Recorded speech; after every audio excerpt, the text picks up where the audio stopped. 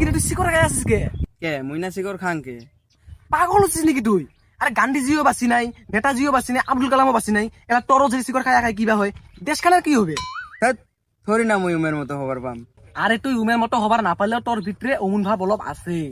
আরে কোষ কি তুই? আরে তুই হলো একজন ভাল মনের মানুষ, আর আমার সমাজখান ভালো রাখার জন্য তোর মতো মানুষেরই দরকার। আর তুই যদি গুটকা খাইয়া মরিস তাহলে আমার দেশখানের অবস্থা কি হবে?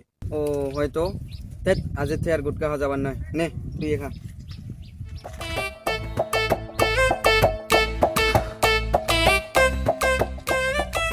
এটা কিন্তু তুই ঠিকই কছিস। নেতাজিও নাই, গান্ধীজিও নাই, আর যদি মরো কিবা হয় তাহলে এই দেশখানের কি হবে?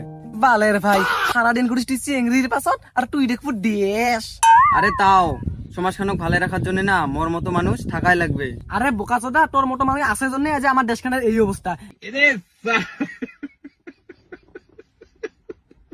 গাঁয়ের প্রত্যেকটা বিদেশের উপরে তোর নজর। কি হলো রে?